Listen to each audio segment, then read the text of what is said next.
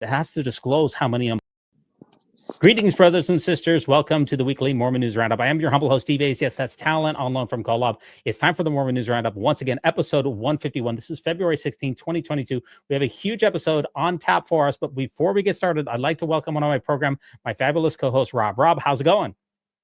Fine, thank you. I'm glad to be here. I did this once before, but I'm coming back to have a lot more fun. That sounds very good. You managed to come back again. That's awesome. Now, who are you and what are you all about? What is your 1 minute Mormon story? I was a member of the LDS Church for 48 years, and took me 16 years to deconstruct. I'm a slow learner, and I did it with the help of TikTok. My handle there was President Please Help Me, and it allowed me to meet a lot of great people and learn a lot of great stuff. Yeah, President, please help me. We'll cover a couple of those at the end of this particular broadcast. You also do a lot with Latter Daily Digest with Gene over there out there. You guys do Tuesdays with Tim too, right? Yeah, and that's a lot of fun. Getting women's perspectives, talking about the issues, and I've been away from TikTok for the last 5 months on a hiatus, but I'm coming back the end of this month. I've done a lot of deconstruction content, and I'm hoping to do a little bit more of construction content. Oh, that sounds absolutely fantastic. Let's jump into the news. We got a giant episode on our hands. First of all, we have a number of faith-based groups here that have sued Donald Trump over orders of refugees and immigration enforcement. Religious leaders speak out against unannounced raids inside of worship services here. This was from the Salt Lake Tribune here, which is holding up a sign for those of you who are out in podcast land. Of course, you can listen to this podcast on Apple Podcasts. We're also on CastBox. We're on Spotify. We are everywhere. The signs say liberty and justice for all, liberty and justice for all. And if you actually look at the actual article here, a number of churches and religions have gotten together and have said that they are not in favor of these ICE raids, immigration and customs enforcement raids, inside of potential synagogues or churches or mosques or whatever. And this particular rabbi here, Rabbi Rick Jacobs of the Union for Reform Judaism, agreed. He said, every day we wake up and human lives are being put at risk by policies that not only go against the core values of America, but trample the religious teachings that I know all of my faith colleagues carry every single day, everywhere that we go. Now, my question, Rob, is when you look at the litigants here who are suing Donald Trump, you'll see that the Church of Jesus Christ of Latter-day Saints did not join in this particular amicus brief, even though we know that the church has a, shall we say, a very soft spot on immigration. In fact, the church is probably quite left-leaning when it comes to immigration, but they didn't join in on this lawsuit. Why is the church not taking a leadership role here? I think they love cozying up to Trump and all those conservative values. But I wonder, where does the value of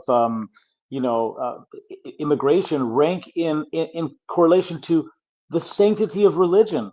I don't think the LDS Church is actually going to care about this issue until we see the day that ICE raids the LDS temple during maybe an endowment ceremony when the secret handshakes are being.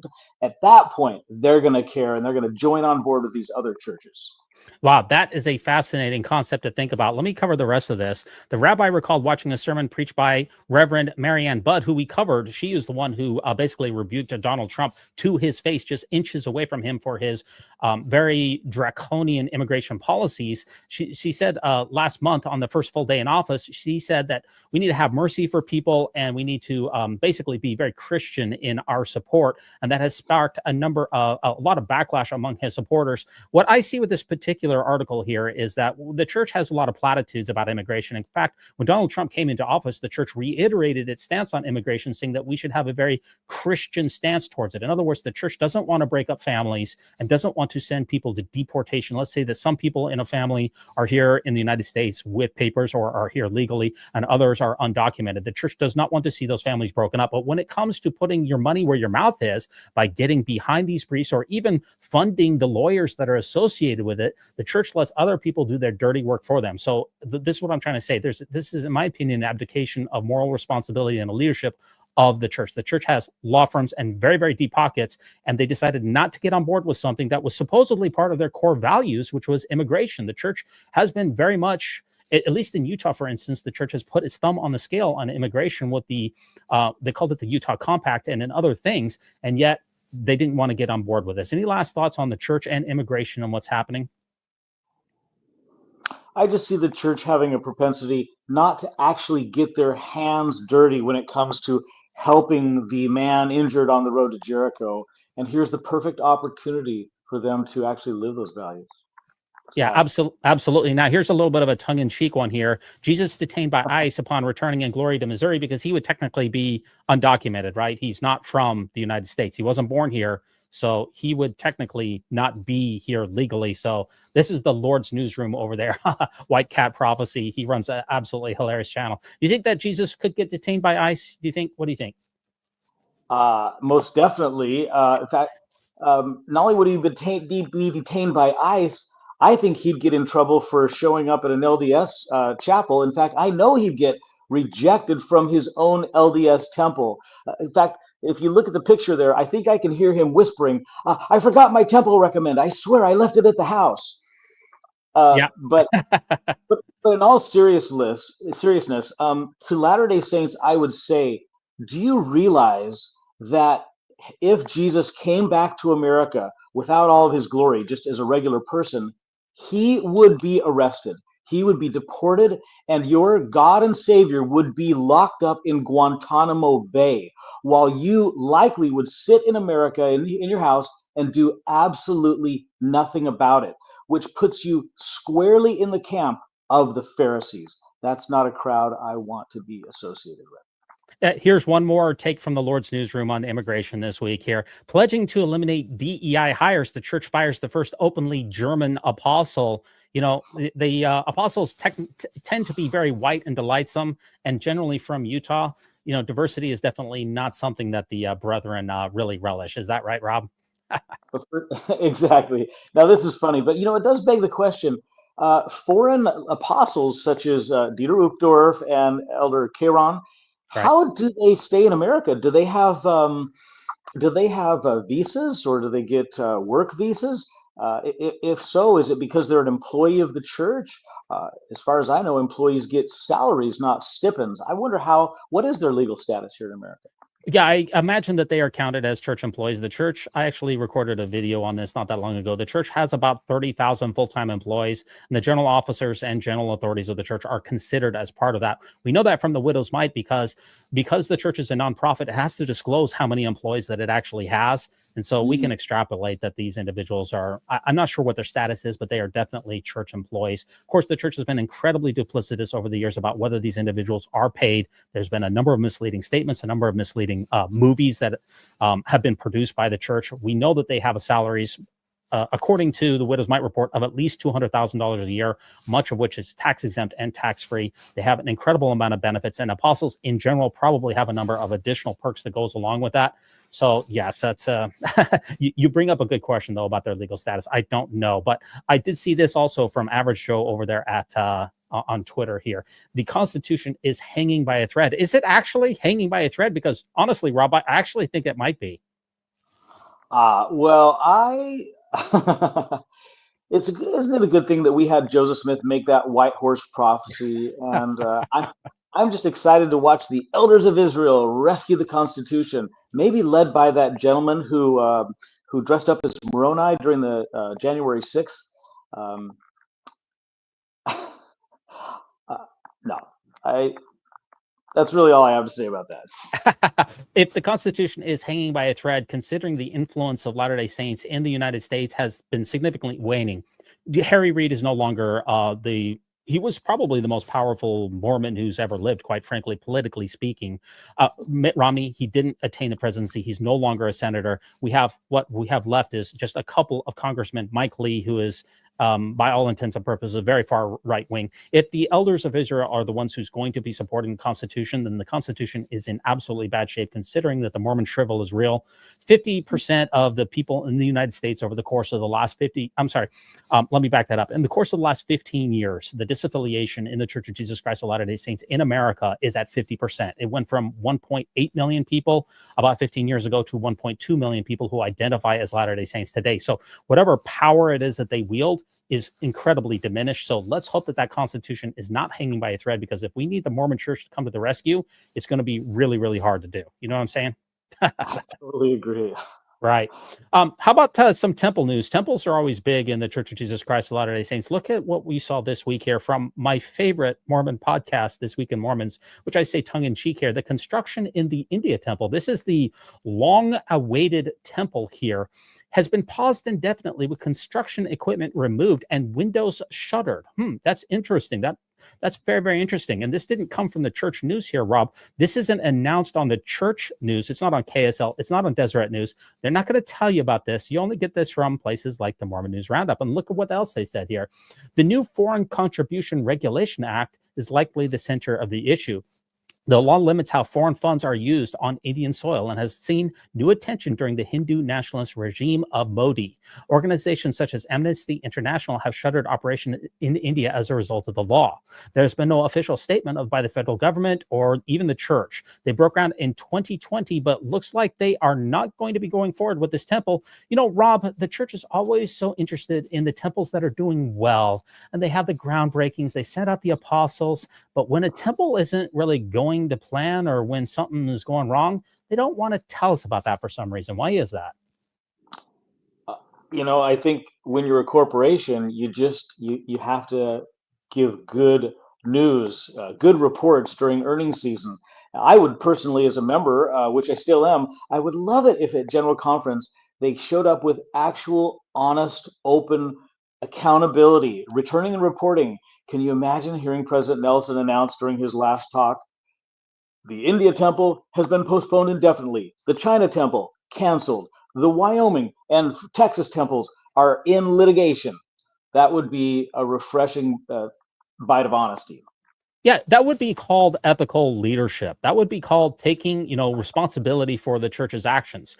Instead, the church has an incessant need to have faith-promoting narratives in literally every aspect, whether it's church history, whether it's church doctrine, whether it's temples, and they always just never mention that the church is literally a million lies of omission. And this is just another example of if the Lord prayed, if President Nelson prayed about this temple in India and he said, go ahead and start building it, and then this temple never comes to fruition, what does that say about President Nelson's prophetic powers? The answer is obvious. And this isn't the only temple here that's having problems. There's quite a few of them since there's such a big backlog of temples. Look at this. Preserve Our Cody Neighborhoods takes its case in Cody, Wyoming against the LDS Church to the Wyoming Supreme Court. This just happened a couple of days ago.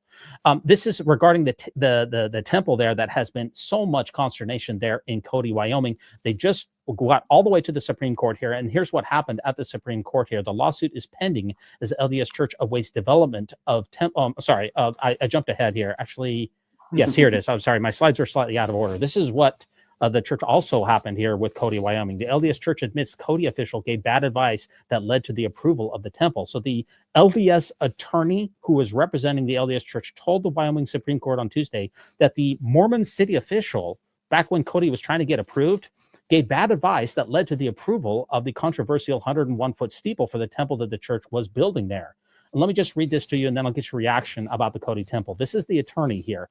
He made a significant admission in the Supreme Court just a couple of days ago, agreeing with some of the court justices and appellants that the town of Cody's city attorney, who was LDS, by the way, gave bad advice to the Planning and Zoning Board, which may have led to inadvertently approving the giant steeple for the new temple. It was bad advice from the city attorney, said Brad Cave, the attorney for the church. The remark relates to the advice that Cody city attorney Scott Koplick gave to the P&Z, the Planning and Zoning Board, about delaying the decision on the question of the building's height, the most controversial and opposed aspect of the project. Construction of the temple is currently underway. So let me just summarize this, and I'll get you to weigh in. First of all, so when the church put its thumb on the scale in the Cody, Wyoming, by having a Mormon church attorney giving bad advice to the city council about a particular stage in the planning process, which made it so that the city council ended up accidentally or inadvertently approving this temple.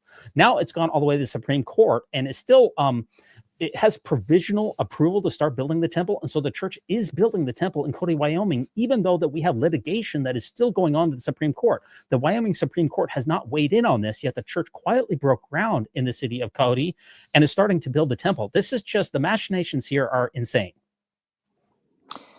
This is so sad to see the Lord's church being such a bad neighbor.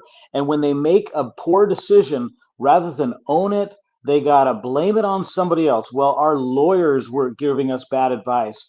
Or when they get charged by the SEC, well, our lawyers led us astray. Or when they flip their LGBTQ policy, well, it was Jesus's will. We don't know. This is, to me, this is disappointing. And I'd like to say, President Nelson, if you're listening, just follow the rules and be a good neighbor and comply, and don't show up to little towns with your arrogant attitude of we've got to build a huge temple. As I recall, Jesus was not really big on big steeples when he was living in Nazareth. So it's time to just be a good neighbor. That seems like a simple advice, but that is not one that the church generally follows when it comes to their temples. As Rebecca La Biblioteca points out, I'm sorry I jumped the gun on this just a little bit earlier here.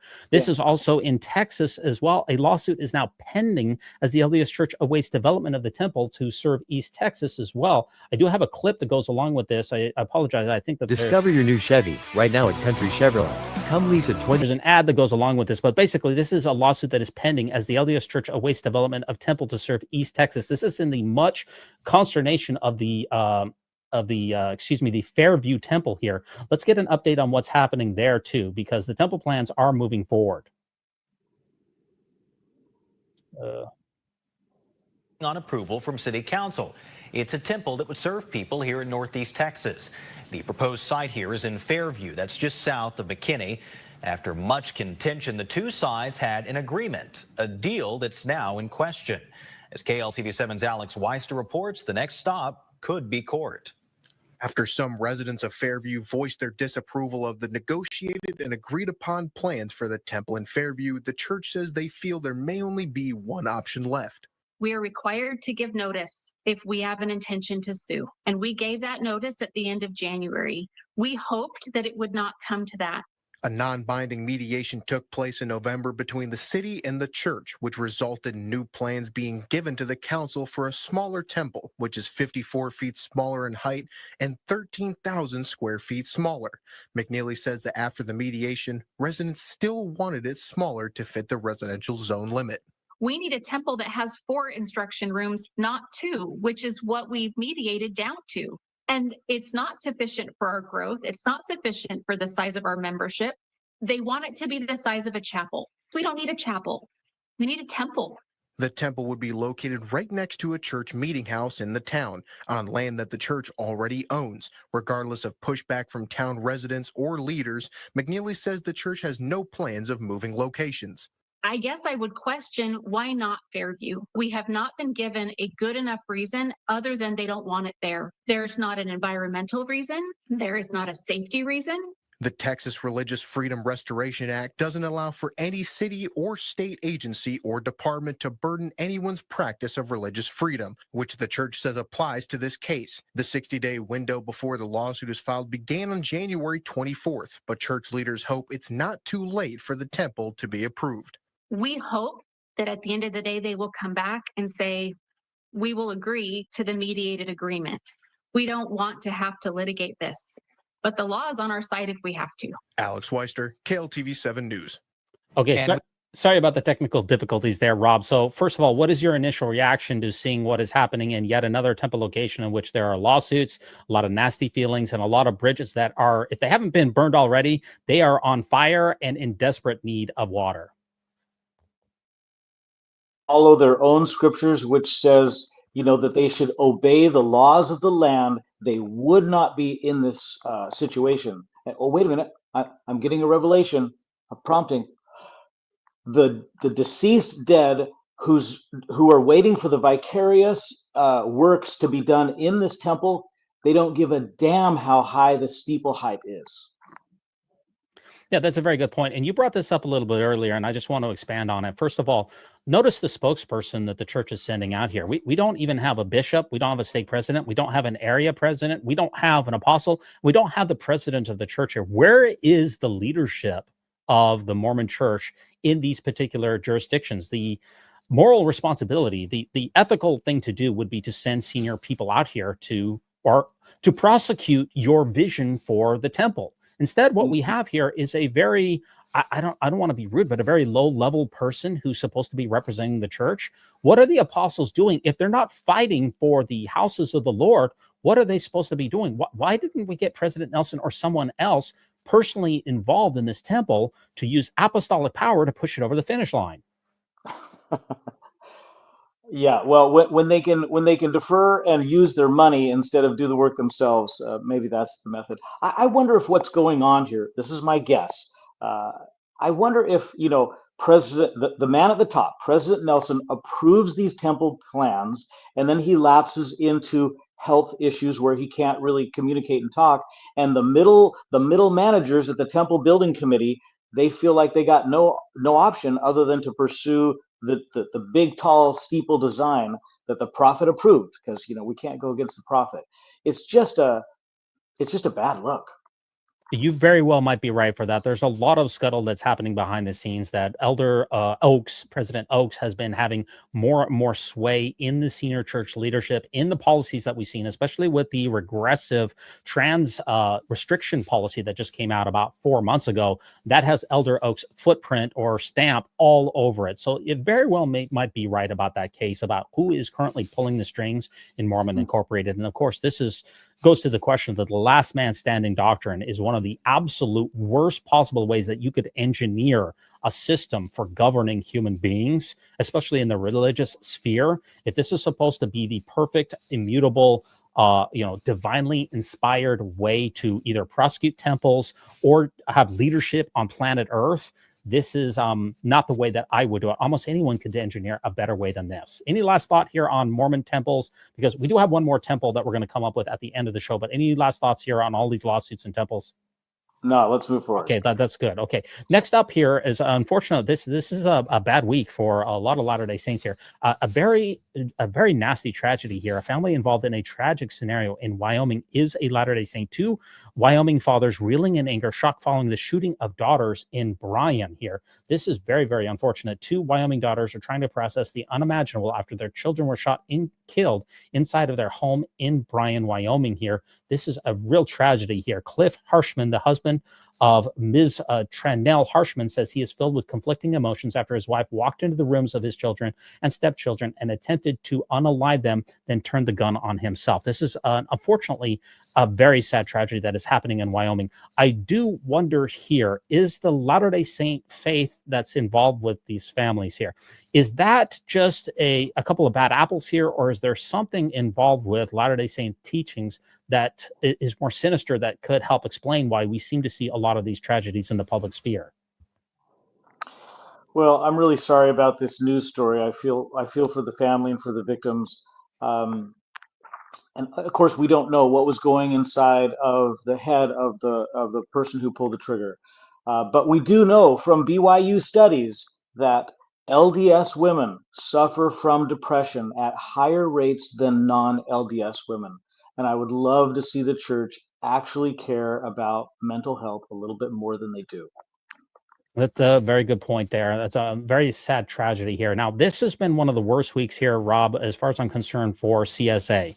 And I can't say it because YouTube tends to block those things out, but this is probably the worst week that I've ever seen. And we're going to cover a couple of stories here. These stories here, if you go to floodlit.org, they happen absolutely every week. And I don't cover them absolutely every week, unfortunately, because they're all too common. And it's really a tragedy. I remember when I had, real quick before we jump into the article, I had Glenn from Infants on Thrones, one of the OG Mormon podcasters on this particular. It was about 6 months ago, and we were covering yet another CSA case that happened that was Mormon related. And he stopped me in the middle of the article and he said, how can you just read this without having any emotion? And I realized that because there's so many CSA cases that are church related, that I become almost numb to it. And unfortunately, this is a week in which we are going to see quite a few of these. All of these took place just this week here. Daniel Keith Stanford is charged with 3 felony counts of CSA. She stated that Stanworth began touching her inappropriately. This was a young girl here. The girl told the investigators that she was afraid he was going to do something worse. They didn't think any other children noticed. This was in a communal situation. There was a family, and she was sitting on his lap. She went upstairs, and he was cuddling with other cousins here. Here's a picture of him in front of an LDS temple here. Detectives then met with the mother of the 11-year-old, the mother of the 13-year-old, said that he had been abusing all of them together. This is just another troubling pattern here of people being charged with abuse in very, very sad circumstances here. Any thoughts on this one? Well, I have some comments on some of the other ones, but I just want to say that where did this start? If there is an organization which can approve of their founder marrying 14-year-olds, if you can justify that in your mind, then you have set a precedent where you can look the other way at other inappropriate interactions between adults and children. Yeah, absolutely. Excellent point here. Here is the next one here that I've seen just this week. All of these are within the last couple of days. New lawsuit says that a Mormon bishopric council in Illinois essayed an 8-year-old girl after being charged for abusing another child, but he was not released by the stake president. So he's been charged with abuse here, and he retained his ecclesiastical position here. That's the allegation.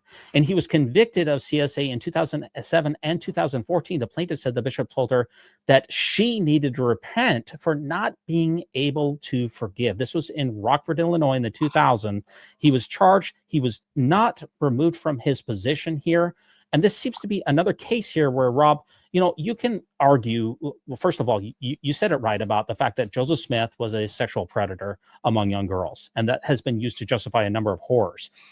What you see with a lot of Latter-day Saints is they'll say, hey, there's bad apples in every religion. There's bad apples in every faith. And in any organization, occasionally you'll have a teacher or someone else who we had no idea that there was a problem. And then boom, they just acted out. And what are we supposed to do about it? But this is another example here of the LDS Church that enabled this person by not removing them from a position in which they would have access to children, because bishops and stake presidents are interviewing children in private situations on a routine basis. And it appears that the allegation is true here. This is another case in which the system enabled additional abuse to take place. That's a far different story than the ones that I pointed out here about just a couple of bad apples.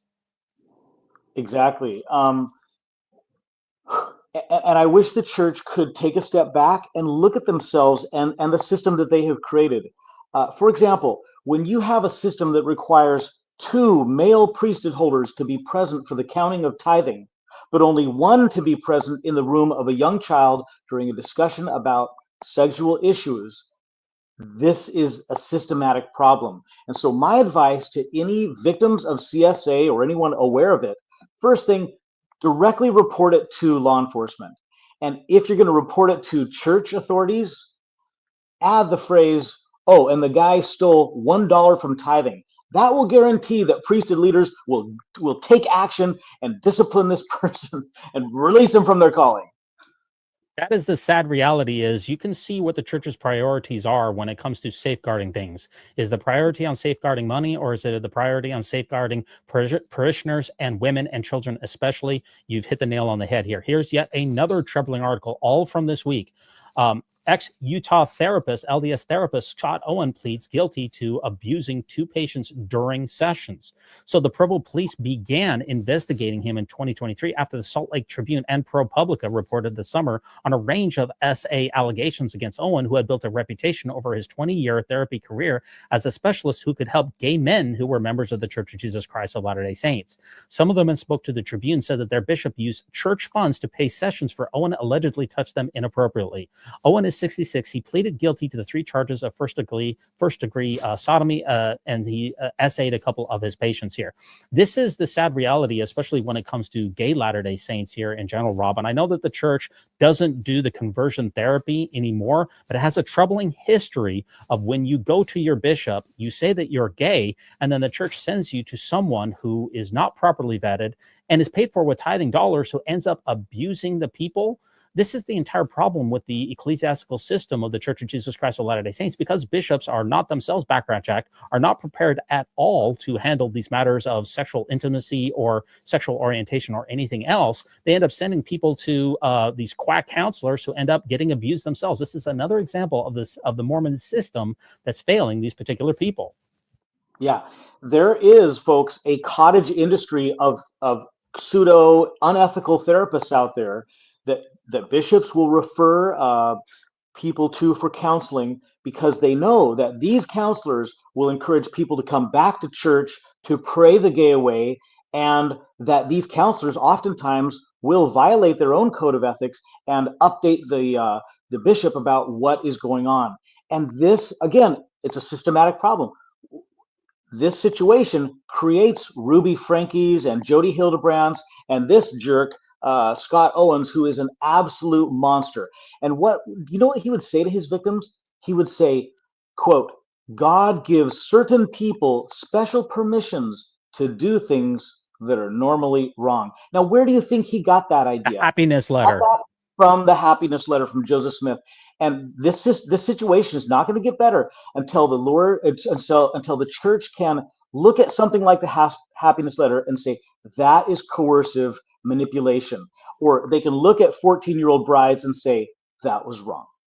Yeah, exactly. Now, here's another tweet here about this Mr. Owens here. The LDS covers up SA again. Even worse, the LDS bishop used church funds to pay for sessions where Owen allegedly touched the victims inappropriately. And in 2019, it confidentially annotated internal records to alert bishops that Owen's conduct had threatened the well-being of other people in the church, but they did not report it to the police. So we have in his annotation of his membership record, every member of the church has their own membership record, and you can put confidential things in there to warn other bishops or stake presidents that someone has specific tendencies or whatever it is. Well, they didn't excommunicate him. And notice that Owens is not a trans person. He's not a drag queen. He's not an illegal immigrant. And yet he was allowed to continue to have access to people inside of the church to talk about sensitive matters, even though in his own record, it said that he was threatening the well-being of people, and they did not report any of this to the police. This is yet another case where the Mormon church has failed to protect its own congregants. This is a troubling pattern. Yeah, let me just say something about this. Narcissists don't deal with their shadowy side. The church, in the way it interacts in the world and with its members, is very narcissistic. It meets the criteria. And therefore, they're not addressing their own shadows, which are that they mishandle SA situations every day. And it continues to happen because of their policies. Yep, and here's yet another case here. This is all in the same week here, and trust me, I could do the same thing in the Mormon News Roundup every single week. We could do what we're doing right now because that's how many cases there are. This is probably the worst week I've ever seen, and this is another famous Latter-day Saint who has been accused of SA credibly here. This is a court hearing today. Mormon Apostle's grandson. This is Bruce R. McConkie, the famous Mormon theologian's grandson here. Who is also, I might add, a former stake president himself. He's charged with felony SA on trial. His defense attorney said the case remains status quo. The trial is scheduled for this summer. The arrest was in 2023. And yet, this is the allegation yet again. An LDS leader allegedly knew of this particular harmful case in 2008, but did not take action, did not report it to the police. So the defendant faces one count of SA on a child, on a person in a position of trust. Again, he was a bishop. He was a stake president. The charge came after one victim, now 19, told the police about abuse spanning several years and concerns that she had that he was abusing another child based on the child's behavior, and an arrest affidavit said. Now, this particular news article said that according to the affidavit, Mr. McConkie here admitted to inappropriate sexual conduct with a child to a church leader in 2008. The person who spoke with police about the admission said he was shocked, but he did not ask any clarifying questions about this. We are still trying to determine exactly what leadership position he was in. So this is yet another case here, Rob, of a person who's in a position of trust, whether it was a stake president, whether it was a bishop, it doesn't exactly say, but we had knowledge that he had inappropriate actions with someone else. This was not dealt with in any substantial manner. This is the covering up of CSA of the Mormon Church, especially for those who are priesthood leaders. There's something about Mormon men in particular that seem to have, there's like this cloak of invincibility, and we can't impugn their character even when we have solid evidence that there is misconduct. What the moral and ethical thing to do is, when you have credible accusations of misconduct of individuals, the responsible thing to do would be to take them out of those positions or remove their access to their congregants, to children, or whomever else until we get to the bottom of the situation. That doesn't happen in the Mormon Church. We wait until the very last minute before we remove these people from their positions, and they end up abusing other people. It's really troubling. It is really troubling, and it's going to be really troubling on the day when Jesus comes and says, "Hey, church, look what you did to the least of these, my brethren." I made a TikTok video once where I pretended to be a tour guide at the church's visitor center. And as we came up the stairs towards the center point of our faith, the Christus statue, I had replaced the Christus statue with just a block that said priesthood authority, because that is really the centerpiece of LDS worship. The reputation of the men who have the keys. This is of most priority, and I think that's why the church keeps mishandling this stuff, is because they want to protect these men and their reputation more than they cherish the least of these. Yeah, it would be better that a millstone were hung around their neck, as Jesus said, than offend a little child. But we've seen it happen time and time again. And this is probably the biggest article of the week here. The Mormon Church has been accused of failing to report a CSA in Oregon and Washington, and now faces a $25 million lawsuit. The suit alleges a Mormon bishop in Vancouver, Washington, was informed of a suspected CSA by a member, but did nothing to intervene or report the allegations to police or child welfare workers. If you go on here, this is what it says here. The lawsuit is separate from about 100 other ongoing suits that the Floodlit has been reporting on recently, nearly all of which have been filed in California. This is an absolute epidemic. This is an avalanche. This is a tsunami of these CSA cases. Now, I don't follow every other religion, Rob, out there. I don't follow the Jehovah's Witnesses that carefully. I don't follow Catholic Church. But what we're seeing here is an absolute tsunami. We see 100 lawsuits just filed in the last couple of weeks for CSA and the Mormon Church. Something is deeply wrong about this. And what do we get as far as leadership from church leadership in response to this? Do we see a task force that's being put together? Do we see new safeguarding procedures that are being put in place? Do we see background checks for people who are going to be around children? No, what we see is a deafening silence from church leadership, and only just a couple of platitudes from President Nelson saying that we don't tolerate sexual abuse and it has no place in the church. But when it comes to concrete action, the Mormon Church continues to come up short time and time again. I'm actually really thankful for these lawsuits, because I don't think the church will wake up to this issue until you hit them where it hurts, in their wallet. What is it like to be a member of the church and notice that non-members who don't have the Spirit, they're Gentiles, they actually have the integrity to say, hey, this is not right.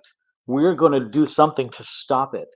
It's got to be embarrassing to see the Lord's church once again lagging behind the issue by decades. Yeah, and Jen next door has a very, very important X account. She follows this space very carefully, has very, very solid takes here. This is what she said about these $25 million lawsuit here, where 2 bishops failed to report or help. It's not even about reporting to the police. It's about helping, taking any action whatsoever. These are supposed to be the lambs of the flock. You're supposed to be the judge in Israel, and yet they did nothing. The perp's LDS wife allegedly blamed the victim and said that the victim should unalive herself. Unbelievable. Please explain how an LDS hotline keeps getting offender secrets and annotations. How is this all supposed to work? Let me just flesh this out for you. This is what this is said here.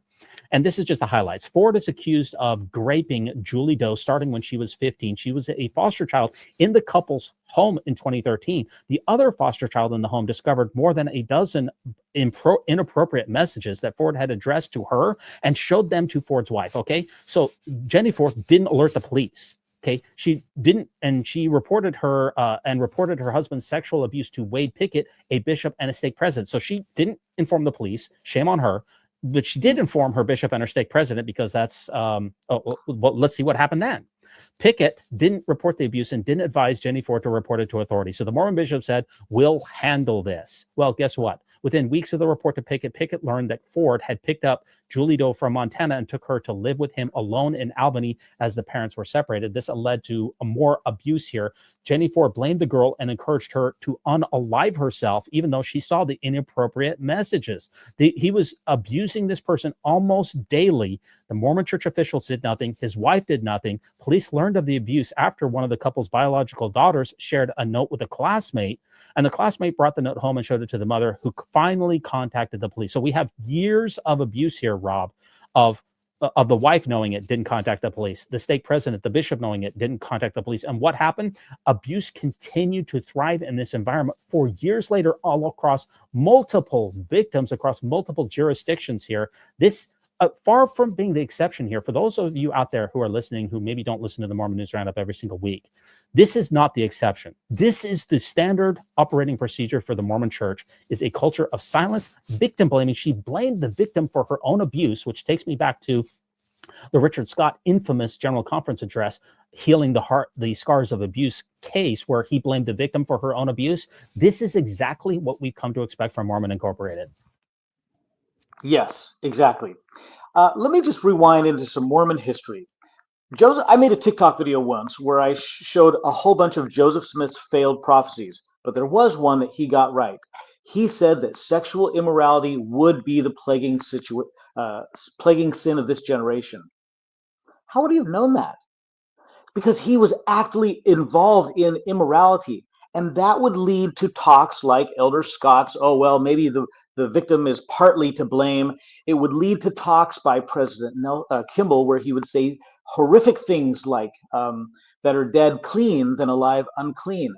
And if church leaders and members are so afraid to taint the reputation of these priesthood holders that they leave those kinds of inappropriate, unhealthy, flat, wrong statements on their website, in their books, and they never come back and say, hey, that was a mistake. This was wrong. This SA abuse is going to continue.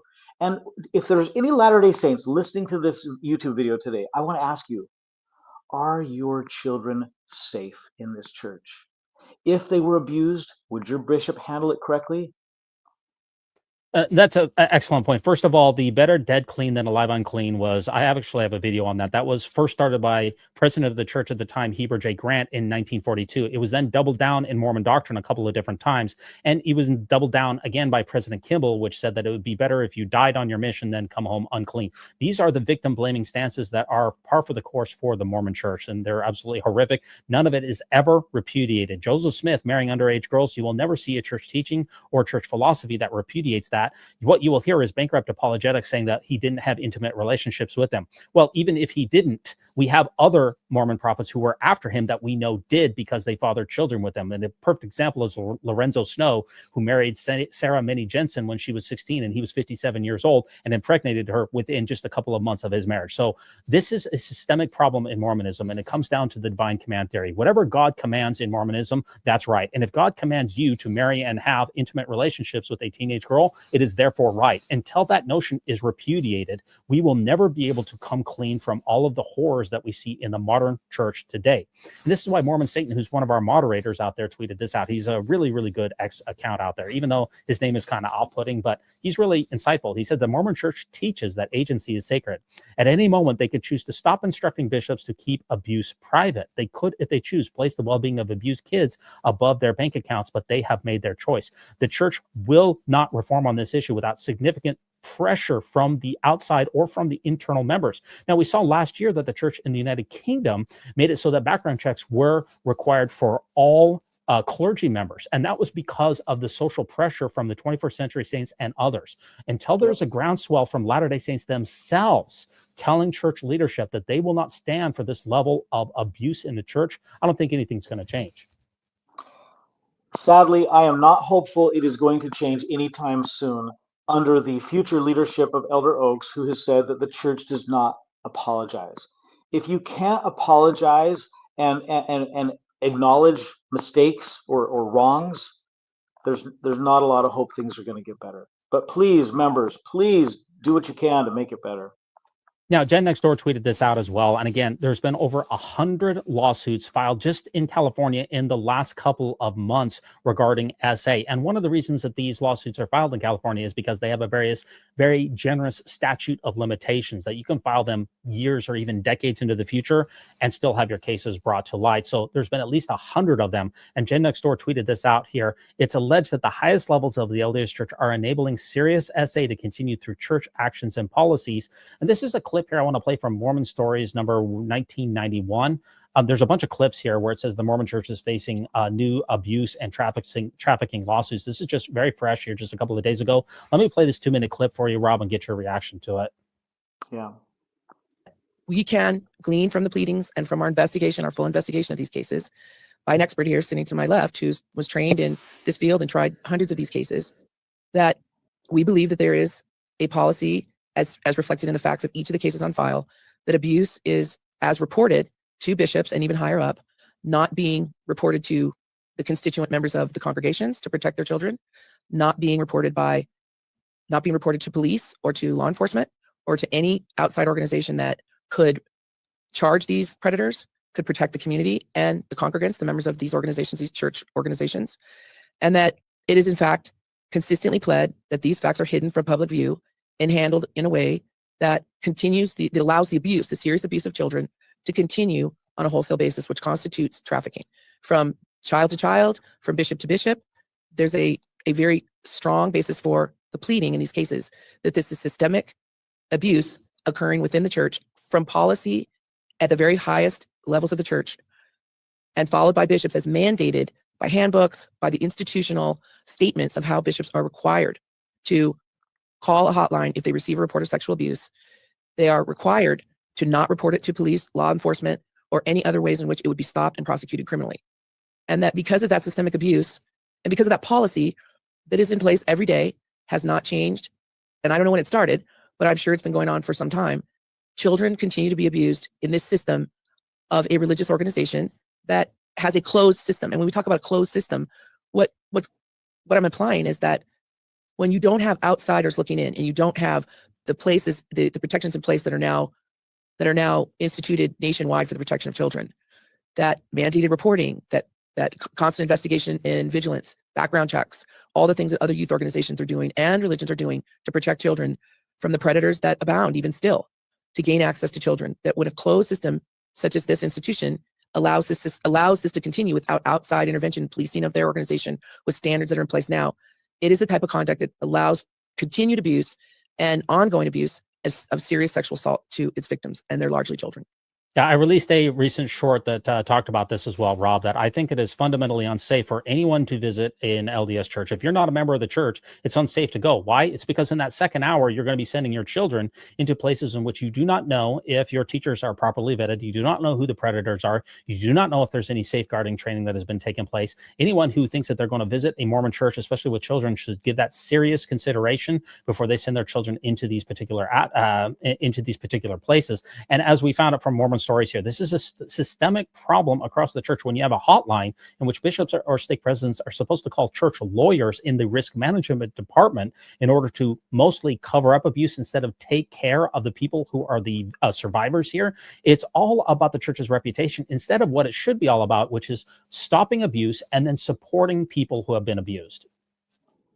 Yeah, in the video, the woman mentioned that the LDS Church is a closed system and how healthy it would be to allow a third party to come in and look at some of these cases and say, oh, we need to report this or we need to protect this child. I remember, I forget when it was, but there was an accusation against Gordon B. Hinckley that he was some sort of an SA abuser.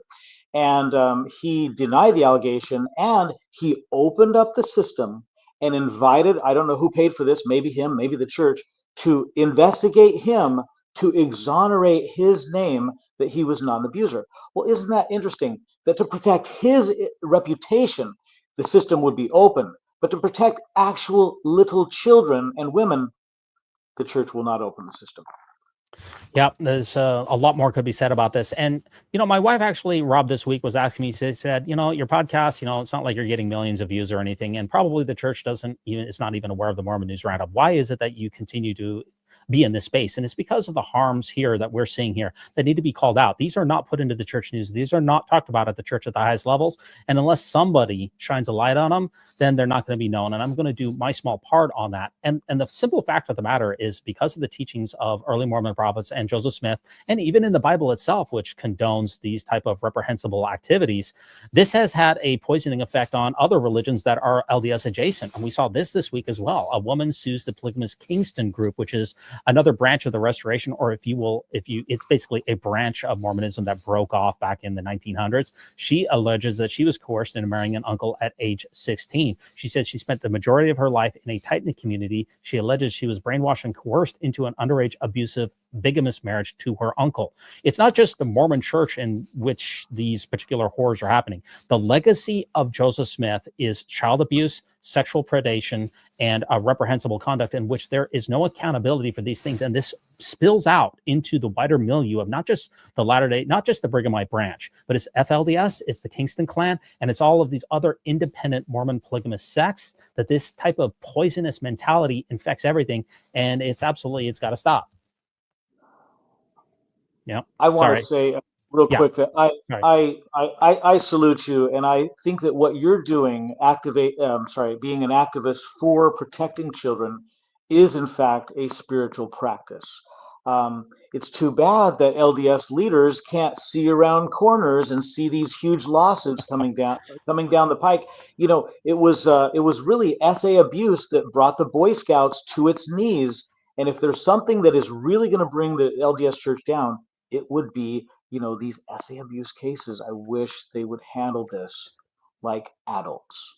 I wish they would handle it morally and ethically responsible. And by the way, the number of Boy Scouts who have been abused when they were part of church affiliated or sponsored branches, that class action lawsuit of approximately 90,000 litigants, of whom approximately 30,000 were Latter-day Saints before the church severed its ties with the Boy Scouts in 2019, that still has not been completely adjudicated. It is a massive class action lawsuit where the church ponied up a very small amount for this abuse cases, and this was thrown out by a federal judge saying that is going to be insufficient considering the number of litigants and the horrors of abuse that was perpetrated. The Mormon Church has incredibly deep arms, but they don't want to help the people who are survivors of this SA.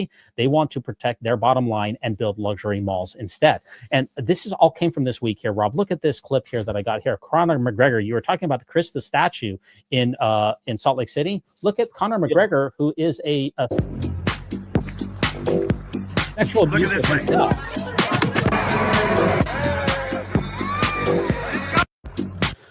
You know, Conor McGregor, Rob, has been adjudicated just recently as somebody who civilly was adjudicated as an SAer. He was, and look at the Mormon Church rolling out the carpet for Conor McGregor. Look at the contrast here, Rob. We had all of these cases where the Mormon Church has been guilty of not protecting people, and now they're celebrating somebody who has been adjudicated guilty in, I believe it was in Ireland, of sexual abuse. What's wrong with this picture? This is a feature, not a bug of Mormonism, is celebrating men who behave badly with women and children. And, you know, this reminds me of D-Base. I think I didn't get the opportunity to share my favorite Mormon joke, and it's it relates to this issue. So can I go there? Yeah, no problem. The Mormon joke of the week. Go ahead. Okay. Well, there were these three couples who died, and they were trying to get into heaven. But St. Peter said, hold on, one at a time, I have to look up your record. And the first man and the first couple came and said, my name is Joseph. I was a faithful Jew. And St. Peter says, okay, wait, no, you cannot come into heaven because you were a complete miser with your money. And the man said, oh, man, I wasn't. And Peter says, look at your wife's name, for crying out loud. Penny. No, you're not getting in. Well, the second couple steps forward and the man says, my name is Jose. I was a faithful Catholic. And Peter looks up his record and says, oh, no, you're not getting in either. Why? Because you were an alcoholic. You had a real problem with alcohol. And the man says, oh, come on. He says, look at your wife's name, for crying out loud. Brandy. No, you're not getting in. And the third couple, the guy got real nervous. His name was Joseph. He was a Mormon. And he grabbed his woman and said, come on, Fanny, let's get out of here. Oh no, that's terrible. That the rare Fanny Alger joke. That's that you're in rare company there. But that's yeah. So this, you know, this is not what I was hoping that the Mormon Church would be involved with something like this. No, but you're right. The celebration. So he was rolled out with a red carpet here. Here he is posing with. He's got courtside tickets. He's with the BYU basketball team. It's not just like he snuck into the back of the Marriott Center here. He's on. No. He's getting rolled out the red carpet. This is who we're celebrating here. Is these type of individuals. Just because he's a famous person and likes Mormonism, we're going to ignore his history of abusive practices, especially towards women. This turns my stomach. Look, I'm an alum. Look at this. I've got the BYU hat on right now. I'm an alumni. Got a couple of degrees from Brigham Young University. I taught there full-time or part-time. I worked for the Church of Jesus Christ of Latter-day Saints for 24 years. Okay. This is Happy Valley is my home. BYU has a special place in my heart. I always feel the spirit going to BYU campus, and now we're going to be celebrating somebody like this. We should be repudiating him with as much vigor as we possibly can. So much for being the moral authority on earth, and you're going to let somebody like that waltz around BYU campus and be championed and celebrated. There's something seriously wrong here. It turns my stomach. Any last thoughts on this one, Rob? It's not a good look for the church. I myself an alumni, and as time passes and crappy actions and policies are allowed to continue, my pride is waning for my alma mater. Yeah, it really is. It's really so sad to me because BYU could be the shining city on a hill, and it shouldn't be celebrating somebody like that at all. And this is not the only case here. Look at this. Henderson mother in Nevada claims a man exposed himself to her daughter inside of an LDS church here. This is another troubling case here. I believe that there's an ad that goes along with this, which I do apologize for. But this is a Henderson mother is speaking out to Channel 13, said she wants her parent all around the valley to be on high alert after she claims her daughter witnessed a strange man exposing himself inside the church in a hallway just a couple of days ago. And this is why I said in the short that I've listed out, because there's no background checking, because there's no vetting, because there's no safeguarding, because there's no ability to know who is in the Mormon church, who has access to children. I argue that it is an unsafe place, especially for children and girls. Let's see what this particular clip has got for us. And reports of an indecent exposure happening at this LDS church near Racetrack and Burkholder during a Sunday service last month. One parent I spoke with shared her story of what happened, saying she just wants parents all around the valley to be on high alert. You always think, oh, it'll never happen to me. It could. And in your case, it did. Yeah. That's Samantha. She didn't want to share her last name or show her face on camera for fear of retaliation from a man she didn't recognize hiding in her church's hallway on a Sunday last January. He was whistling and snapping at her, and she looked, saw himself exposed, and then he started walking towards her with his arms reached out trying to get her. Samantha says her daughter ran to her in tears. My first initial reaction was like, wait, what? This is church. Like, that doesn't happen. But then it was like instant mama bear. Like, they don't have to fear these men. They have to fear me. Church members called Henderson police and started searching the building. What's just kind of been the conversation like amongst the people in your church community? Keeping the kids safe, keeping our church safe. Samantha's no longer letting her kids walk alone to and from school and tells me she's felt supported by her church community. They are willing to do whatever it takes to help keep her mental health good. They are getting us therapy through our church services. Samantha shared with me an email sent by church leadership following the incident with her daughter. In it, church leaders say they're limiting ways into the building, will have members walking the hallways during services, and recommend parents accompany their children to the restroom. Do you feel satisfied with additional security measures and kind of the way that they've been trying to handle this? Absolutely.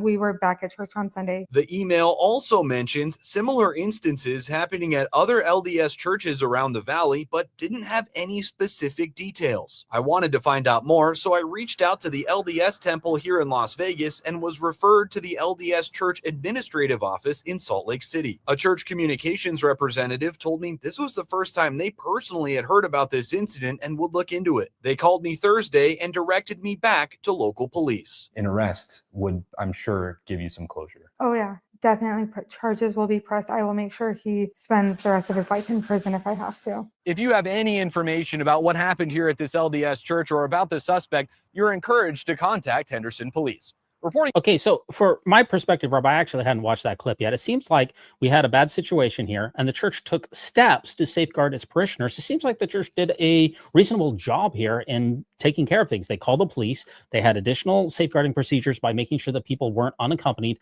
and they're working with law enforcement. Why doesn't this happen with the rest of these SA cases that we've seen? Why is there no action or something changed to all the rest of the cases that we talked about earlier today? Well, I think it could change if members would rise up like this woman did and make a fuss, go public with it, threaten that, hey, these bad guys are going to have to fear me. The problem is, I don't think the bad guys fear LDS leaders. Look, I'm not a child predator or a pedophile or anything, but if I was, I would be more afraid of that woman than I would be of LDS leaders, because I would know that if I went in there and confessed my sins to them, they might actually protect me from law enforcement.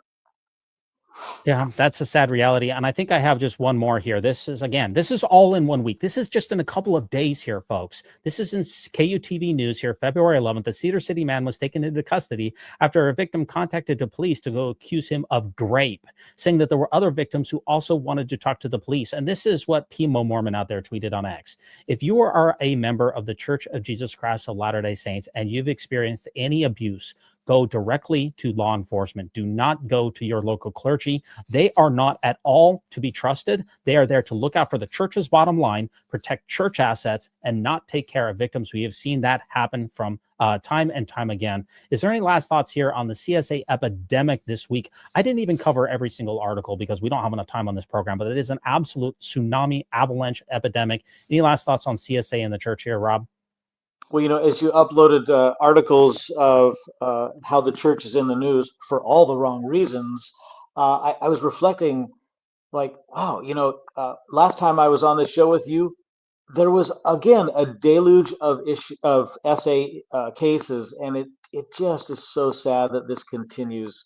Yeah, I just want to say, like, as a member, one of the hardest things for me was losing trust in leadership. But I got to ask, can LDS leaders be trusted, for example, with your tithing dollars to use them ethically? No, according to the SEC, they cannot be trusted. Can Right. they be trusted with your children to protect them from bad guys? Sadly, no.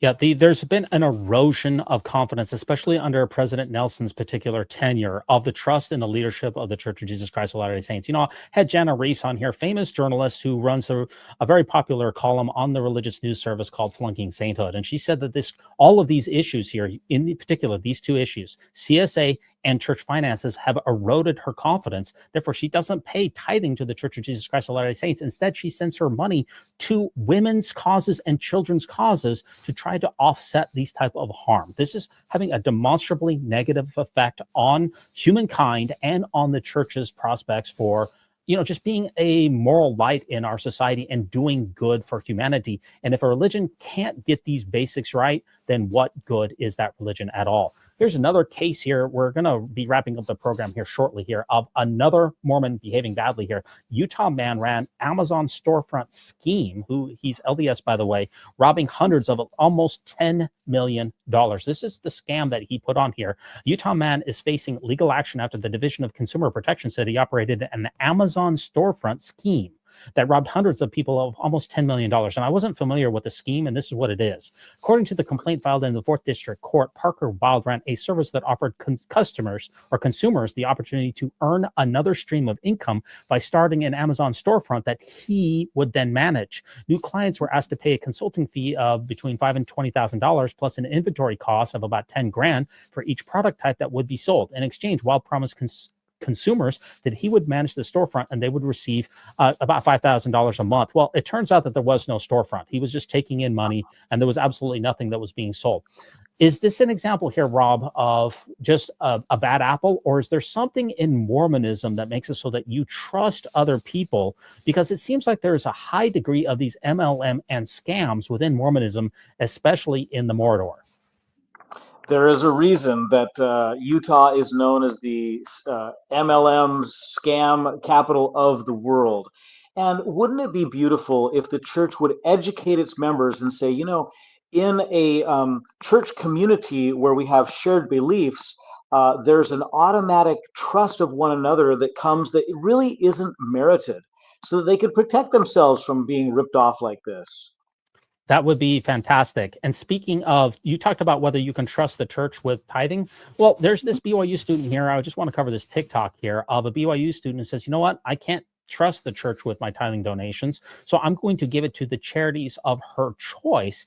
Also, this is a trend here that has actually been trending quite a bit called trendy tithing. Instead of giving it to a greedy $300 billion mega corporation to be used for bailing out insurance companies, building luxury malls, and acquiring real estate at any cost, instead you give it to charities that you can have a great deal of confidence that your donation is being used to alleviate human suffering. That is a guarantee that you do not have when you give to the church. Well, guess what happened when this faithful BYU student gave some of her tithing dollars to an organization that she could have confidence that would actually do some good? Bad things happened for her. Get ready. with me for Valentine's while I give you guys updates and clarifications. Okay, so one of the first things I want to say for sure is just say thank you. And you guys are all so sweet. Like I said in my video, I literally didn't think a single person was going to watch that. So this was like so crazy to me. I'm so grateful. I've had people reach out to me who I've been out of contact with forever. Apparently the videos spread to Facebook, just all these crazy things. And I just want to say that for the most part, everyone has been so ridiculously nice to me and just really made me feel better about the whole thing. Okay, the next thing I want to do is just give some clarifications. So I wrote down some notes, so that's what I'm going to be looking down at. But so one of the first things I want to say is I'm actually really not worried about BYU. So I had a couple people out of the kindness of their heart just comment you need to be careful, you need to take this video down, BYU's going to stop you from graduating or you're going to get in trouble. I feel okay. Thank you so much, but I really do feel okay. And my reasoning for this is that I am not commenting on BYU. This isn't, essentially, like I said in my first video, BYU is its own situation, its own thing. That is not what the point of the video is or the point of this video. Another thing I wanted to talk about was that I said in the video that he wanted me to stop donating to charities. And I feel like that's an overstatement or not what I actually meant, or I shouldn't have said. Essentially, what he wanted me to do was pay tithing. And so he would be fine if I was donating to charities as long as I was first paying tithing and paying my tithing in full. And then whatever else I want to do with my money is my decision. Yeah, she's talking about her bishop at BYU. But that's what, I shouldn't have said he doesn't want me to pay charity, pay money to charity. Another thing I wanted to say is that he said he wants to meet every week to rectify my tithing issue. And to be fair, I the way it came across, it was seemed like he wanted to make sure I was paying my tithing. But I shouldn't assume, and maybe he just wanted to wants to meet weekly to talk about the purpose of tithing and make sure that I'm both paying it and understand why I pay it.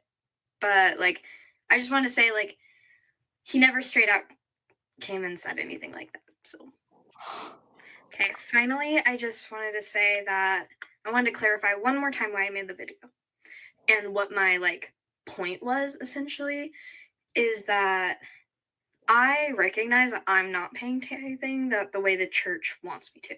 I completely recognize that. There were some people who were he was right. Yeah, you're not paying tithing. I know. That was not the point of the video. The point of the video was essentially why I chose this comment. It's just that he was a jerk.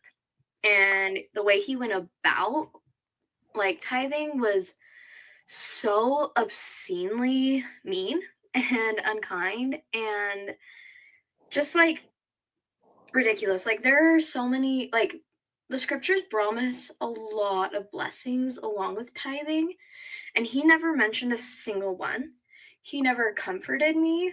Like I said, I was sobbing when he was talking to me. He didn't comfort me. He didn't try a different approach. Just stuck with his guns and essentially was as mean as I think humanly possible. And that's not okay. I wish we had more time to go through all of her first story and second story. Essentially, we have a BYU student. Yeah, a BYU student who's not currently paying tithing, instead is donating the same amount of money to other charities, and she's getting the screws put to her by her bishop, which could affect her ability to graduate and potentially even her temple recommend. This is a typical example here. Exactly. First of all, I applaud this young woman for her honesty. The culture of BYU is such that if a student has a faith crisis during their time at BYU, they could risk being kicked out and not graduating. And so a system like that encourages students to be dishonest. And I know there are a lot of BYU students that are just faking it until they can get that diploma, and then they can be more honest about where their beliefs and their religious devotions lie. But isn't it interesting that the Church of Jesus Christ of Latter-day Saints mandates in the handbook that bishops run a tithing declaration each year, and yet where is the "Do you love your neighbor" declaration, or temple work declaration, or proclaim the gospel, or redeem the dead, or charitable declaration? That is not as important as we can see from this bishop's attitude with her. And the bishop's attitude, far from being an anomaly, is exactly what he's trained to do. This is what he signed up to do, is to generate income for the Mormon Church. The average North American congregation, we know this from a couple of different reporting avenues, it brings in approximately $500,000 a year in tithing. The average ward budget in North America is about $15,000. So we're sending $485,000 a year to Salt Lake City to do God knows what with. And I mean that in the most literal possible way. God knows what is being done with this money. Much of it is being parked into real estate assets. Some of it is being parked into a celestial slush fund for Jesus's impossible return. And others of it is being put into stocks like Tesla, Microsoft, and Facebook in order to bolster the stakeholders of billionaire corporations. Now, as a student, she has limited means and limited assets. She doesn't have enough money to give money to a greedy Mormon corporation and help people who actually are suffering right now today, who don't have who don't have places to sleep, who don't have food to eat. She doesn't have enough money to send both of those. So who is she prioritizing? Her fellow brothers and sisters on this planet who are currently in need, lifting up the hands that hang down, strengthening the feeble knees, and visiting the sick and the afflicted. I thought that was pure religion, undefiled before God, as we found in James chapter 2. But instead, she is being punished and threatened. She's being shamed into giving the Mormon Church more money. And this is a typical example of what happens at BYU, of the screws that these students have to put up with by these very manipulative and very greedy, avarice Mormon bishops. Any last thoughts on this one? Yeah. Remember what Jesus said in the Book of Mormon about tithing? Nothing. Not a damn thing. And yet we see today in his church this attitude of you must pay. Something's out of harmony there. You know, that's because the entire doctrine of tithing wasn't revealed until Joseph Smith, until I believe it was 1834, in which we get Doctrine and Covenants section 119. You would think that if tithing was an eternal principle, that you would see it all throughout the Bible, which you do not see. You would see it in the Book of Mormon, which you do not see. It's a modern construct, and the entire idea of tithing, it used to be on the excess that you had, not on your total gross. So it's really a harmful system, and anyone should think twice about giving any donations whatsoever to the Church of Jesus Christ of Latter-day Saints, because you don't know what's happening with those donations. And the sad reality is a lot of tithing donations are being used to have amicus briefs to take away people's rights, to gay persons' rights, to prosecute the Mormon Church's regressive vision on the world. And I actually had John Hamer on my program, who runs the very popular Center Point YouTube channel, which has like 300,000 subscribers. And he said that paying money to the LDS Church is immoral because of its anti-LGBTQ policies. And I agree with him 100%. A couple last takes here to take us out of here. We have Andy Newman, who runs a very popular X account here. And this is very interesting here. We have President Nelson weighing in on social media once again. And I think what he said is very interesting. I want to get your opinion on this, Rob. President Nelson said just a couple of days ago, he said, in the coming days, it will not be possible to survive spiritually without the guiding, directing, comforting, and constant influence of the Holy Ghost. What does he mean you can't survive spiritually? What is he talking about here? I have no idea, because since I have left the church, my level of feeling the Spirit and having spiritual experiences has increased. So I really don't know what he's referring to. And the, quote, spirit which he professes to have as he guides and leads the church, it ain't doing very well for him. All I can say is I don't know what a ghost is. I don't know what a genie is. I don't know what a spirit is. I don't know what a ghoul is. I don't know what a demon is. I don't know what a leprechaun, a unicorn, the Loch Ness Monster, the Flying Spaghetti Monster, or any other of these other metaphysical claims. I don't know what any of them are. So when you're telling me that I need to have something like that, I have no idea what it is that he's talking about. Okay, so maybe he can just clarify what this ghost is, because I've watched some of these ghost channels, Rob, and they always, these ghost hunters, years. They never seem to find any ghosts. So if he has knowledge that I don't have, I'd like to know about it. But once again, all we have here is metaphysical mumbo jumbo with no evidence to back up any of his barking mad claims. A couple last takes here. Stake conference here, which occurs twice a year in the Mormon congregations. I thought that this was very interesting here, this particular email that went out on somebody's stake conference. I want to read just a little bit of it to you. It says, we invite you to prepare yourself physically and spiritually to participate in stake conference. Your preparations might include making appropriate plans to attend both the adult and general sessions of stake conference. This could include planning for someone to watch your children during the adult session, praying for the speakers, praying for the Holy Ghost to bring important personal messages to you and others who attend or are attending the temple. And here's the big takeaway, Rob. For those who wonder if it is worth it to come to the general session of stake conference only to wrangle young children for 2 hours, consider the chain of faith you are creating for them. The blessings of participation extend beyond what you will hear or learn during the meetings. Rob, do we need to chain our children down for religious indoctrination? You know, the metaphor of being chained is something that the church is starting to embrace, whether it's Elder Renlund with his bands or this stake talking about chaining your children. Yeah, it's not a good look, but does it work? Is it going to work? Because my parents took me to those stake conference meetings. I bet David Archuletta's mom took him to those meetings. How's that working for you? By all accounts, what we know about the millennials leaving the church is up to 75% of them are leaving the church. The retention in the church is absolutely abysmal, in my opinion. So it is probably not working very well. I detest the idea that we are supposed to be chaining children down for religious brainwashing sessions.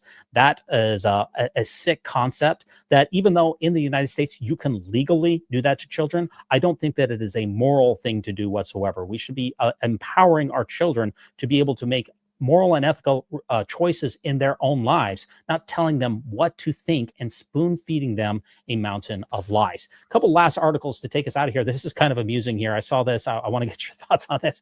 This is a United Airlines flight, which was diverted to Denver after a man hunts for LDS passengers on board. He is screaming, "Where are the Mormons?" This was a red-eye flight. The plane diverts after an angry passenger is hunting for Mormons. So this is terrifying. This week, a red-eye flight from San Francisco to Chicago had to divert to Denver after, quoting from a passenger who posted on Reddit, a big dude kept coming up the aisle towards the front of the plane and had a few heated confrontations with the crew, was an inch away from their noses, in their face, eventually started yelling really loudly something like, "Where are the blankety-blank Mormons?" It was nonsensical. Seemed like some sort of mental episode. At some point, it escalated into a big physical altercation, and several passengers had to rush out of their seats to help the crew pin down this person and get him restrained. Another passenger wrote that when the plane landed, the cops boarded and carried him off the plane. We don't know at this point why he was looking for Latter-day Saint passengers. People online have been trying to figure out what to make of it. Some people wonder if recent negative portrayals of Latter-day Saints in the media are feeding into outbursts like this. Thankfully, no one was hurt. What do you think? So this is terrible. Okay, hold. I actually didn't watch that in advance. Is this persecution complex or is this because someone watched American Primeval and now they want to kill Mormons? Oh yes, that's the only answer. No. I'm sure there were Latter-day Saints on that flight, and why didn't they raise their hand up? I mean, this was their moment to defend their faith and their testimony. I think it's because the gentleman didn't say, "Where are the effing members of the Church of Jesus Christ of Latter-day Saints?" Then they would have stood up. Exactly. That's what Evan tweeted out. This is so upsetting. The prophet has clearly indicated that the correct way to hunt for LDS passengers on your flight is to ask, "Where are the effing members of the Church of Jesus Christ of Latter-day Saints?" It makes me sick seeing people not use the full name of the church. That's a pretty good take, I think, right there, Rob. Yeah, I'm sure Jesus was offended at the man's use of the word Mormon, not threatening, but just the term itself, and therefore the flight had to be diverted. First of all, I decry anybody hunting for Mormons and screaming like this and causing that type of commotion. That is absolutely reprehensible, should be denounced. I do find it very remarkable or ironic in the way in which he prosecuted it. It is sick, but hopefully nobody was harmed. That much goes without saying. A couple last takes to take us out of here. David Bednar in the news, once again, tweeting this out here about how we should refer to the house of the Lord, the temples, and the church. Let's see what David Bednar's got for us this week. Care. refer to the house of the Lord instead of templo. There's nothing wrong with the word templo. It's just better to talk about the house of the Lord because it focuses on Him. Why did President Nelson want us to be known as the Church of Jesus Christ of Latter-day Saints? Because it focuses on Him. To you, beloved covenant people of the Lord, I love you.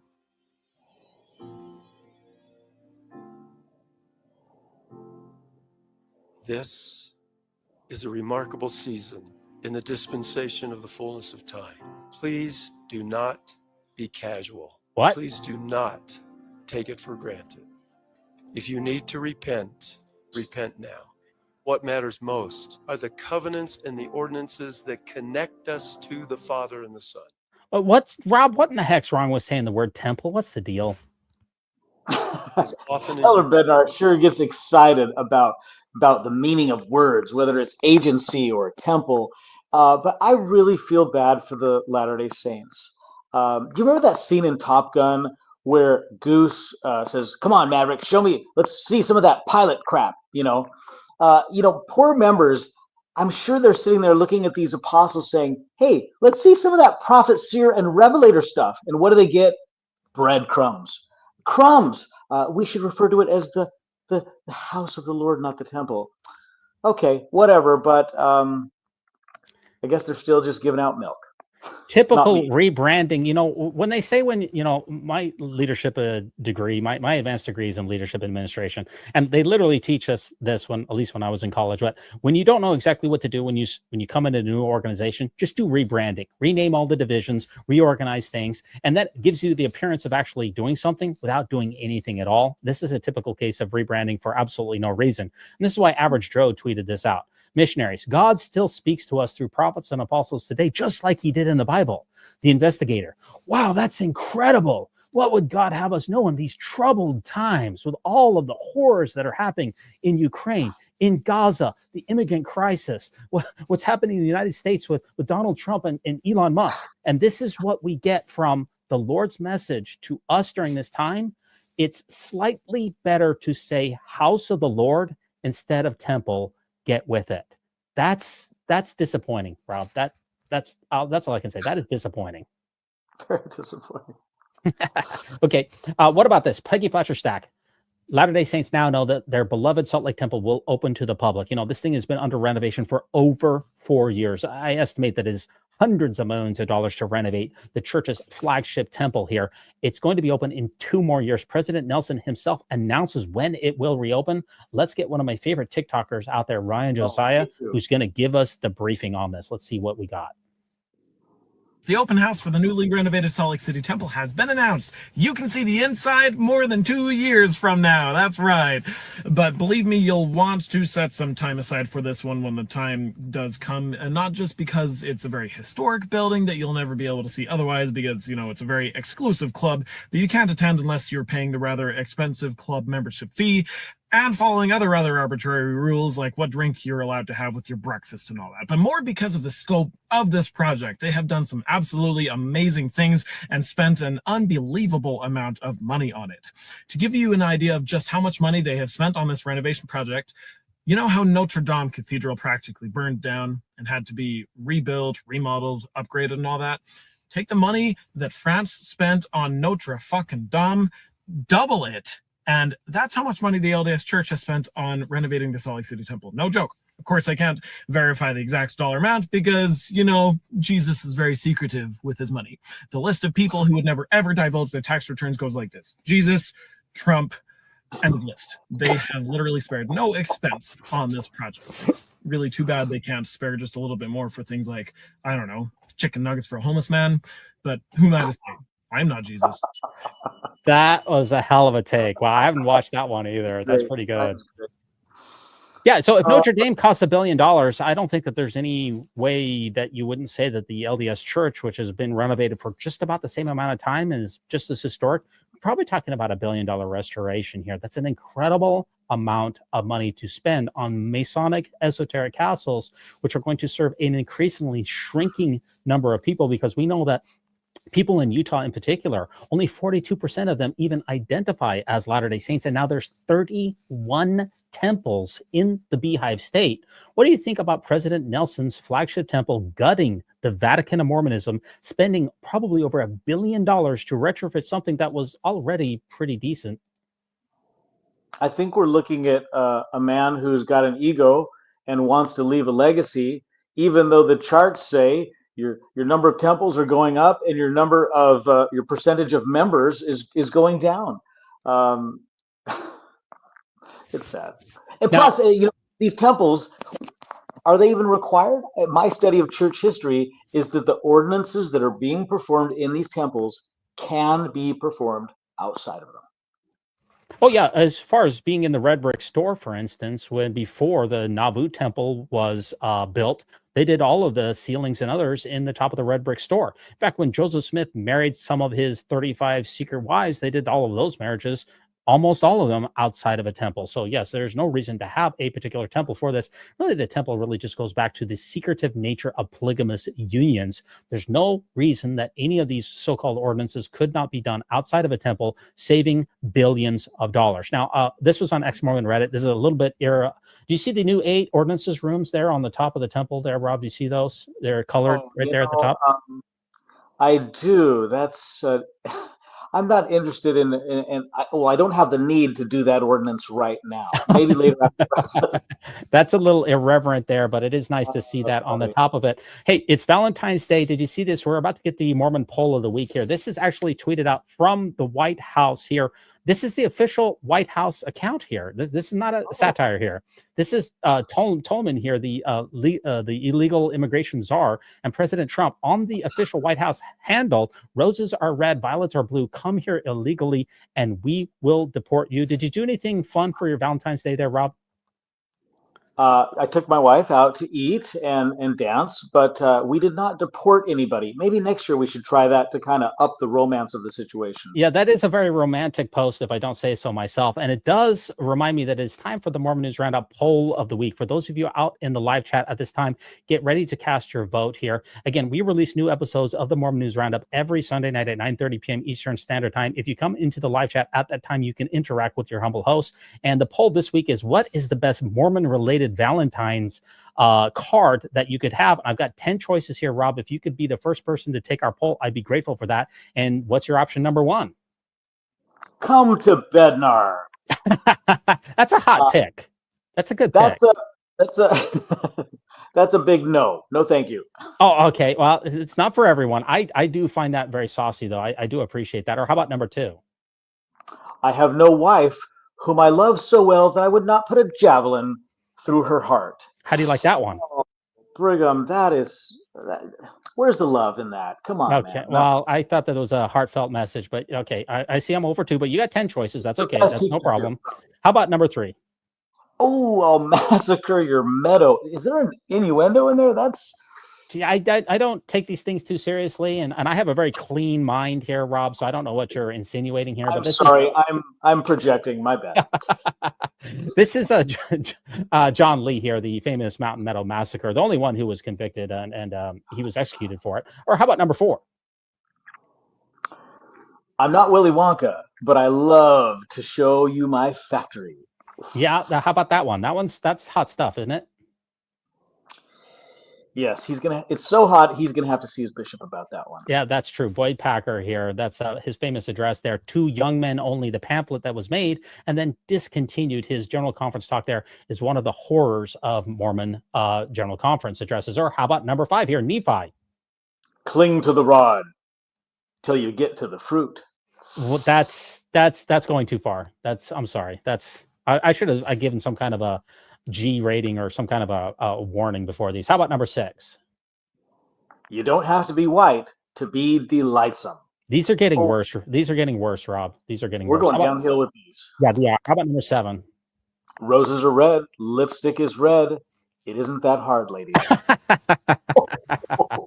I do like this one. The disgraced conman Melvin Ballard. He did have some advice on wearing a little bit of lipstick. How about number 8? Sorry, girl, you're not a 10. You're a 14. How do you like that? I actually really like that. That's pretty Okay, darn that's at least I got one good one. That's all I need. How about number 9? Joseph F. Smith. Trust me, you'll remember the F. Oh my God. How about that? That's good. I can never remember Joseph F. Joseph Fielding. Yeah. Okay, but trust me, you'll remember the F. I think that's a lot. And here we have Dallin Oaks, last one. Please ensure your St. Valentine's Day cards remember the religious origins of the holiday. Right. He has a thing against holiday cards that they don't mention Christmas. You might remember that. So let's just do a quick review here. Here's your top 10 choices here. We have Come to Bednar, Brigham Young. Number 3, I'll Massacre Your Meadow. Number 4, I'd like to show you my little factory. Number 5, Cling to the Rod. Number 6, You Don't Have to Be White to Be Delightsome. Number 7, Lipstick is Red. Number 8, You're a 14. Number 9, Trust Me, You'll Remember the F. Or number 10, which one do you think, if you'd be the first person to take our poll, I'd be grateful for that. Yeah. Well, because it meshes with my joke. I love the You're not a 10, you're a 14. Go Joe. There's nothing quite like a statutory rape joke, is there? That's tough here. But this is actually the one that you sent to me. How about this one? Hey, Valentine, an angel with a flaming sword said, "You're mine." I do like that one.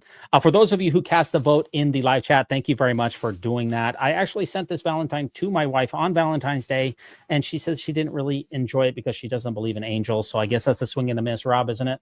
Oh, that's sad. Well, all you can do is try. Yeah, that's all you can do. We already did the joke of the week. What are you planning on doing with the President Please Help Me over there on TikTok? What are we going to see from you in the near future? You took a hiatus, but what do you got planned? Well, I'll tell you what I got planned. I mean, I told my followers that I would come back with more construction content, and I have a lot of ideas. But during the last 5 months, I've jotted down some funny deconstruction ideas. I'm going to bring back a character who is an old man who has been in a coma for the last 40 years, but he stands up to bear his testimony and thanks the Lord for this miracle in his life. And then he begins to spout off outdated, long obsolete policies, doctrines, commandments, which the church doesn't follow anymore, making an embarrassment of himself. It should be funny. That's definitely something to look forward to. Now, as far as the things that I'm going to be working on, every Monday night we do the Mormon movie reviews where we release an old LDS classic. This is an obscure Mormon film called As the Twig is Bent. It tells the tale of a Mormon father who's lapsed and smokes, and his son who is a devoted Latter-day Saint who gives him a great deal of trouble. It is such a sad tale. I won't spoil the ending. It is pure LDS propaganda. Have you ever watched this one, Rob? I have not. I'd love to see it. Yeah, we're going to do a watch party where we watch it along at the same time that it's going, kind of like the 3000. What is that? The Mystery Science Theater 3000.